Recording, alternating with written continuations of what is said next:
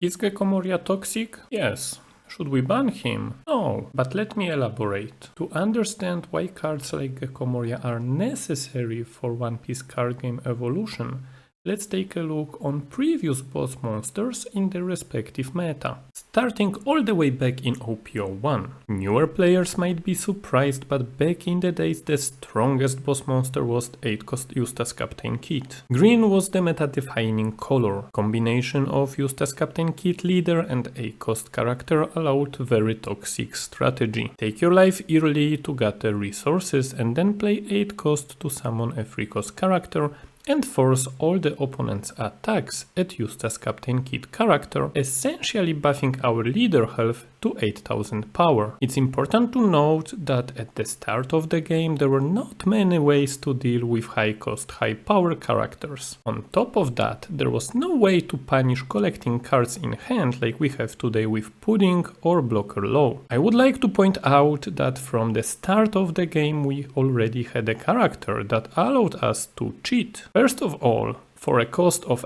8 Don, we played 11 Don worth of cards. On top of that, our leader was virtually 8000 power, which is netting us free 3k counter on each opponent's attack. And the best thing is that after all this time, this boss monster is still a staple in a green deck today, Bonnie. But today we have more tools to play around this card as the game evolved. Moving on to OP2 Meta, the red deck's paradise. Most dominating deck was Edward Newgate, also known as Whitebeard. New character card with the same name as the leader dominated the meta game instantly. But why this boss monster was so oppressive? Important thing to note is that OP2 Meta favored fast decks. Whitebeard leader mitigated that aggression simply by having 6000 power. One additional Dawn for attack to connect was enough to slow down the tempo. But that's not all. Leader was taking his own life at the end of the turn. And then,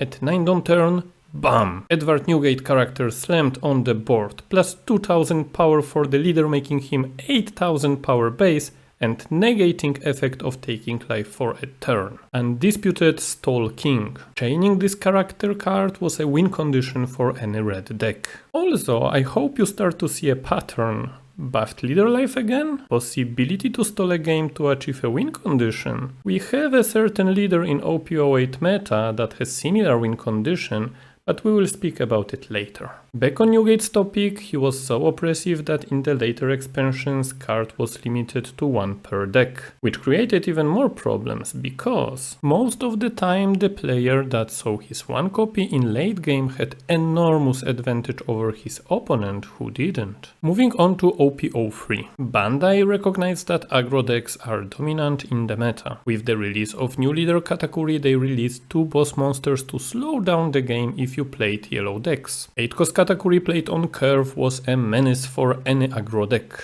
You could heal or remove a threat while developing a very problematic body to remove. In combination with powerful yellow triggers, this card was a must-have for any yellow deck. But that's not all. Bandai also released 10-cost Lin Lin, a character card that every new player wanted on a ban list. This card played on curve by Katakuri leader meant game over for most of the decks. Even more so if they could chain it. Gaining 1 life and trashing 1 opponent's life was too much, and on top of that, a 10-cost body with 12,000 power stat line. How do you even play around it? Despite all the hate, we didn't receive a 10-cost Mam ban, which resulted with a lot of yapping in social media. Not only that, but in OP04 Bandai buffed yellow decks even more with the release of 9-cost Yamato. The days for aggro decks were over. Fixed going first curve for yellow players combined with boss monsters that allow you not only to heal but also interact with the opponent's characters or life were too much. OP04 yellow mains were hated with the passion for their decks being unfair or simply casino. Also, it's important to note that it was a unique way to cheat. We were no longer buffing leader's power or developing more characters for less Dawn. This time the whole cheating was around gaining life while interacting with your opponent, which created a very toxic environment with yellow decks being able to win simply by high rolling the triggers. In OP04 we also received 1 other boss monster for black. 7-cost Monkey D. Luffy. He was mostly played in Rebecca decks that found more success in East than in West, but nonetheless card was amazing. It's also the first big card that resolved around trash being a resource for cheating. Simply by returning the cards from your trash into your deck, you could restand this character to either attack again or just protect it from opponents' attacks. Really hard to interact with such character card. In the current meta, a similar approach and evolution might be seen in 9-cost Green Zoro. I also think it was the breaking point for Bandai to decide to release more trash-related mechanics for black decks as they were not so dominant until now. But everything changed in OP05.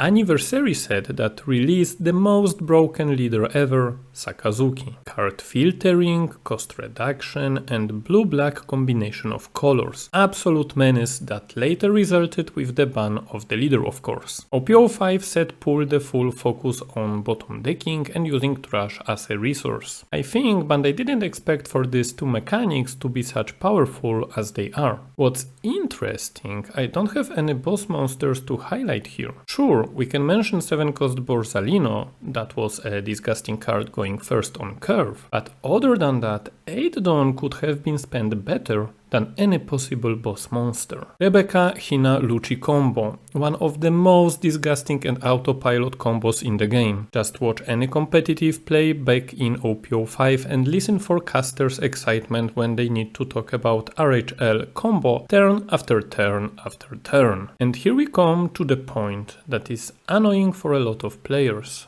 Bandai, with the knowledge how toxic Rebecca Hina Luchi combo is and how much advantage using your trash as a resource is, decided to release Gecko Moria character in OP06. Card became immediate staple in all decks with access to black cards. Minimum 14 Dawn value on play and a stat line that can attack for a magic number next turn. We are in OP08 and I still think the card was released too fast with such powerful effect. However, it's important to note that the card is only as strong as 4-cost and lower characters available. And yes, card is toxic and oppressive. However, I think that it motivates Bandai to release better Dawn cheating mechanics for other leaders to balance the game. Because you need to understand that game is limited by maximum 10 Dawn on field. So sooner or later we need to have some Dawn cheating mechanics. And we had them since day one and we have them now with a bigger range. Let's take a look at some of them. We will start with Gecko Moria combos and then take a look what other colors can do with the card pool available. Starting off with BY Luffy. This deck strategy is basically combination of Eustace Captain Kid from OP01 and Edward Newgate from OP02. Take the life to get the resources, survive to 10 on turn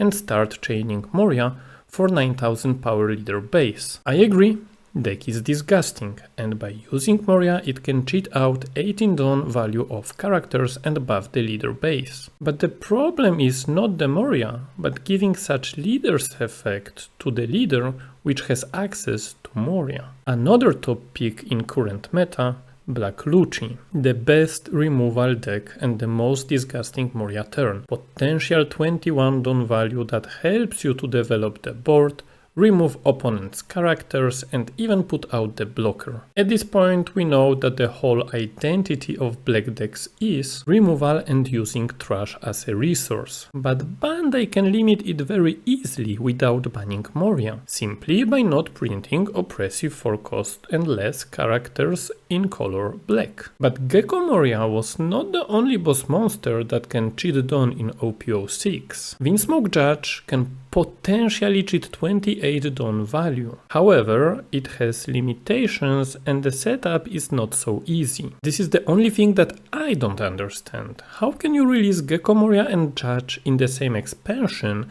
and limit the one but not the other? Moving on to OP09, best deck in the format, Blue Doffy. Because Bandai printed Moria in OP06, to balance that they also gave a cheating mechanic for blue aggro deck in OP07. And this is very cool. OP07 Jinbe, a 4-cost character card that can bring out another 4-cost together with him. The only limitation is it must be from your hand, but that's enough for an aggro deck to dominate. In combination with Boa Hancock blocker from upcoming starter deck, we can cheat out 16 Dawn value on 6 Dawn turn, developing 4 4-cost characters and swinging for 7k with leader. Agro dreams come true. Another deck that will get stronger after release of starter decks is Purple Luffy, which also cheats Dawn but in a unique way. It gets Dawn for taking life. In effect, we can play Oppressive Luffy Taro on turn 3, going first, which can bring any purple 5-cost Straw Hat with him. We are playing 7-cost character 1 turn earlier than our opponent and pay 7 Dawn for 12 Dawn of characters. Not bad. And lastly, honorable mention Red Zoro. In the recent Animal Zoro build, we can cheat out 3-cost character for 1 Dawn in our opponent's turn using the counter event. We can also cheat any animal 4k power or less, simply by playing OP08 Chopper. But why do I showcase all these Dawn cheating mechanics if our topic is Gecko Moria? Because I strongly believe that because Gecko Moria is not banned, the game is evolving in front of our eyes. Thanks to Moria, we get aggro characters like Jinbe or Chopper, we get on-team characters like Vinsmoke Judge that can summon his Power Rangers squad, and we will get much more similar Dawn cheating mechanics in the future. So stay open-minded and adapt. But that's it for today. Now it's time for you. Let me know in the comments what do you think about Gecko Moria character. Thank you for watching. See you in the next video. Bye bye.